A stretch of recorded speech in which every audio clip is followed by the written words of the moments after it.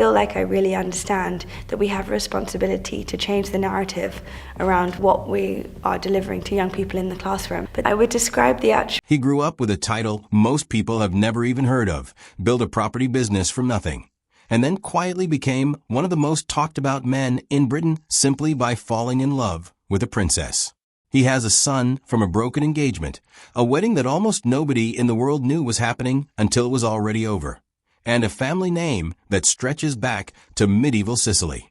And yet, for years, most people only knew him as the guy standing next to Princess Beatrice.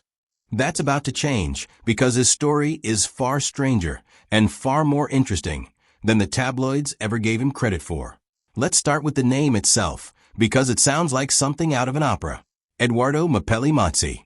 Say it a few times, and it starts to feel less like the name of a modern London businessman and more like someone who should be commissioning frescoes in Renaissance Florence. That impression isn't far off, because Edoardo's family really does come from that world. His relatives hold a hereditary Italian title, Count of the Kingdom of Italy, granted generations ago to the male line of the Mapelli Mozzi family. Italy abolished its monarchy back in 1946, so the title carries no legal weight today, but families with centuries of history rarely let go of that kind of identity so easily. Some accounts trace the family's roots back through medieval Sicilian nobility, which means Edoardo's family tree is less a family tree and more a small archive of European history. The family still owns a 15th century estate in northern Italy that began life as a monastery and now operates as a private retreat, a detail that tells you a lot about the world Edoardo was raised in. But here's the twist. Edoardo isn't a man coasting on inherited grandeur. He spent his adult life building something of his own. He was educated at well-known English schools before earning a master's degree in politics from the University of Edinburgh. And by his early 20s, he had already founded his own company, a property development and interior design business catering to London's high end. He has spoken publicly about being dyslexic, something he shares with Princess Beatrice, and he has said that channeling his energy into visual and spatial design became a way of working with, rather than against, how his mind operates. He's also never been shy about voicing political opinions publicly, something that stands in sharp contrast to the careful neutrality expected of most people who marry into royal circles. Before we go further into how a count from northern Italy ended up married to a British princess, it's worth understanding the business empire he built, because that story is just as dramatic as the romance. Edoardo launched his development company in 2007, when he was still in his early 20s. The idea was straightforward on paper.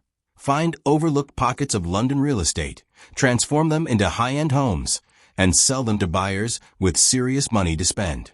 In practice, it grew into a substantial operation.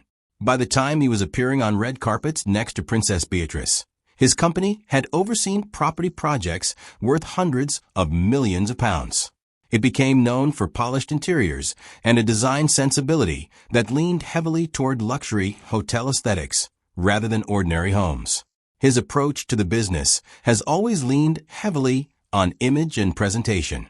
His social media presence over the years has functioned almost like a portfolio, filled with sleek interiors and dramatic architectural shots that look more like five-star hotels than places where families actually live day to day. He's built a reputation in the industry for being hands-on with design decisions rather than simply financing projects and stepping back.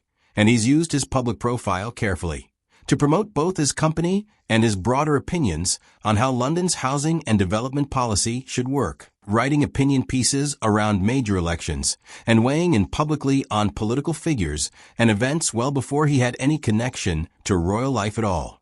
That success brought scrutiny too. Property journalists have pushed back on some of the marketing language the company used, particularly the idea that it specialized in undervalued parts of London, when some of its projects were located in some of the most expensive postcodes in the country. And the business had a genuine setback in Australia, where a beachfront development on the Gold Coast that had been promoted as a major international project ultimately collapsed, with a company behind it going into administration. It was a reminder that even a well-connected developer with royal ties isn't immune to the ordinary risks of the property business. Edoardo has continued working and building since then, showing up at international design conferences and continuing to expand his company's projects, seemingly unbothered by the setback. To understand where all of that ambition came from, it helps to look at how Edoardo actually grew up, because his childhood reads like its own small saga. He was born in November 1983 in London, at a hospital long favored by wealthy and titled British families. His father had a background that sounds almost invented. Born in Argentina, raised in Italy, educated in England, and skilled enough as a skier to compete for Great Britain at the Winter Olympics before later reinventing himself as an international art dealer. His mother built her own career across politics, charity work, and design, and later remarried, which brought Edoardo a half-brother and expanded the family further. That remarriage brought its own hardship, too.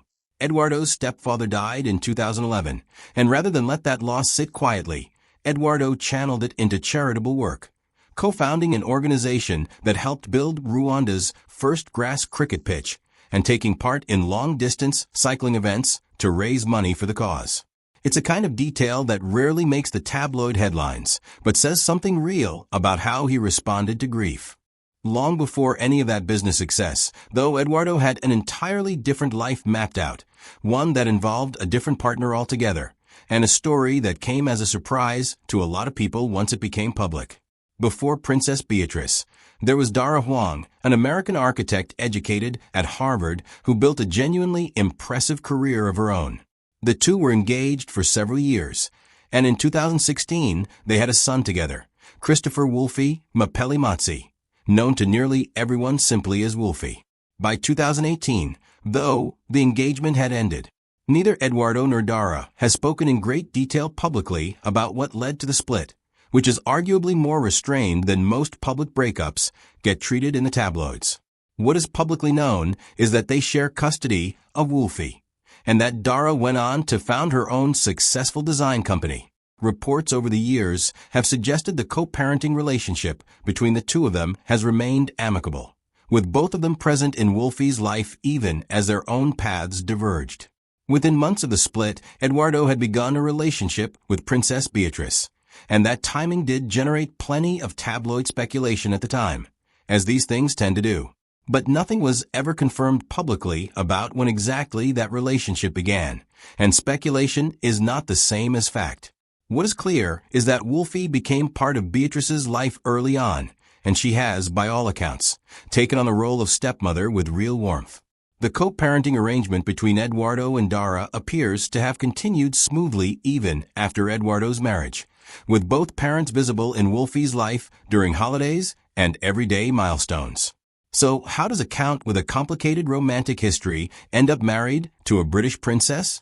The honest answer is less like a fairy tale and more like a slow-burning friendship between two families who had known each other for decades. The Mapelli Mozzi family and Prince Andrew's family had been friends for years before Edoardo and Beatrice ever became a couple.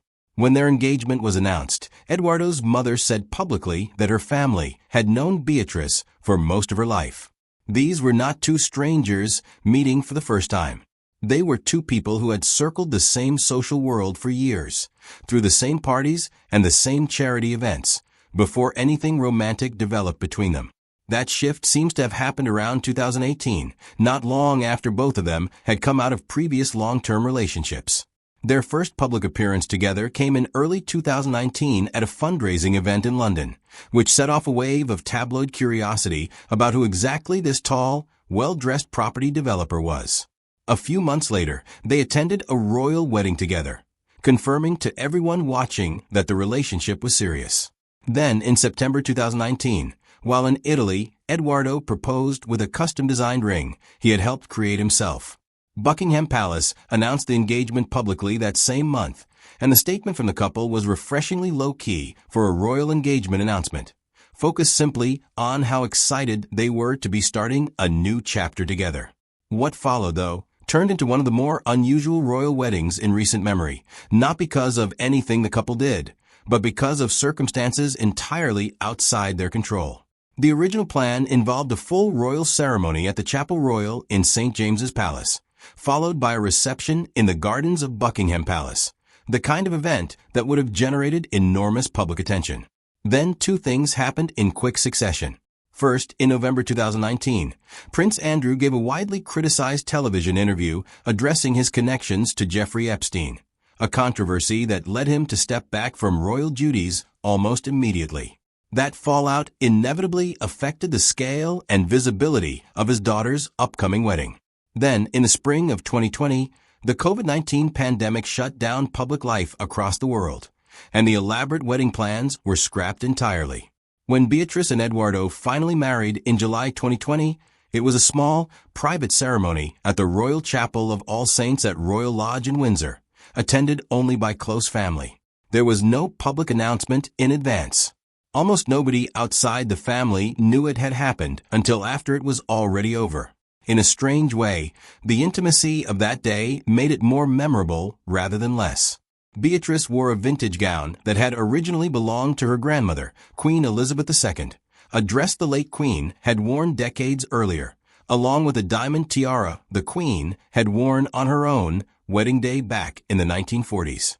It was a wedding stripped of almost every piece of traditional royal pageantry, and yet built around two deeply meaningful heirlooms borrowed from the most senior woman in the family.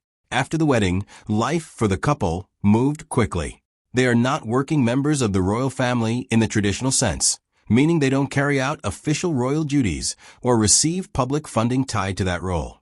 Beatrice has held a corporate role in the tech sector, and Edoardo has continued running his property company, making them somewhat unusual within the immediate royal circle simply because they both hold conventional jobs. They initially lived in an apartment at St. James's Palace before eventually moving to a converted farmhouse in the Cotswolds, splitting their time between London during the week for the children's schooling and the countryside on weekends. Their family has grown steadily since the wedding. In September 2021, Beatrice gave birth to their first daughter together, Sienna Elizabeth Mapelli Mozzi, who was christened at St. James's Palace the following year. A second daughter, Athena, was born prematurely in January 2025, an experience that Beatrice has described as frightening and deeply personal, and which led her to take on a charitable patronage, supporting research and awareness around premature birth. Athena was christened at St. James's Palace in December 2025, bringing the extended blended family together once again, Wolfie, Sienna, and Athena, spanning two households and two parents who have managed, by most accounts, to keep things civil for the sake of their children. It's also worth noting how unusual this arrangement is by the standards of the modern British royal family. Most of the family members closest to the throne either hold official titles and duties or step back from public life entirely. Beatrice and Edoardo occupy a middle ground that barely existed a generation ago. Royal by blood and marriage, but earning ordinary paychecks, sending their kids to regular schools, and juggling nannies, work meetings, and school runs like any other dual-income household, just with a few more photographers waiting outside. Edoardo has spoken in interviews about the rhythm of their year, splitting time between London during term time and the countryside during the summer months, and about staying close to his mother, who lives in Oxfordshire, close enough that visits are easy rather than occasional. Now, no honest account of this family can avoid the more difficult chapter that has unfolded since late 2025 and into 2026, because it has shaped the public conversation around the entire family. The release of further documents connected to the Jeffrey Epstein case by United States authorities brought renewed and much more intense scrutiny to Prince Andrew, and by extension to his daughters, Beatrice and her sister Eugenie. Their names appeared in correspondence released as part of those documents. It's important to be precise here. Being named in released correspondence is not evidence of wrongdoing, and neither Beatrice nor Eugenie has been accused of any crime. But the scrutiny has been real and significant, affecting their standing within official royal life, including reports that they have stepped back from public royal engagements they had previously attended. That pressure escalated further in February 2026, when Andrew, now known as Andrew Mountbatten Windsor after being stripped of his titles, was arrested on suspicion of misconduct in public office relating to his time as a UK trade envoy, and questioned before being released while the investigation continues. It marked an extraordinary moment for the British monarchy, and it has placed his daughters, and by extension their husbands, in an unusually difficult position trying to live ordinary lives while a family scandal of historic proportions plays out around them. Through all of this, Edoardo has largely kept doing what he has always done, showing up to work, attending design events, and staying visibly present at his wife's side during public appearances, without adding fuel to the controversy surrounding her father. That steadiness may be the most consistently noted trait about him across nearly everything written about the relationship over the past several years. He isn't a man who disappears when things get complicated. So where does that leave the picture of who Edoardo Mapelli Mozzi actually is? He's not the simple decorative love interest the tabloids first tried to paint him as back in 2019. He's a man with genuine noble lineage who chose to build a career rather than lean entirely on his family name. He's a father twice over in 2 different family structures, navigating co-parenting with grace by most public accounts. He's a businessman who has weathered both major financial success and a very public failure in Australia without appearing to lose momentum. And he's now a husband and stepfather embedded in one of the most heavily scrutinized families in the world, having married into that scrutiny with his eyes open, and so far, having handled it with a notable lack of drama on his own part. It's a genuinely unusual life. Aristocratic Italian roots, a self-made property business, a previous engagement and a young son, a wedding nearly nobody witnessed, held together by 2 heirlooms from a queen, a blended family spread across 2 homes, and now, a front row seat to one of the most consequential scandals to touch the British royal family in decades. Through nearly all of it, the through line seems to be the same. He keeps showing up calmly and consistently, while the world around him continues to shift. If you found this deep dive interesting, there's plenty more where this came from when it comes to the lesser-known corners of royal family life. Let us know in the comments which royal in-law or family member you'd like to see covered next. And don't forget to subscribe so you don't miss it.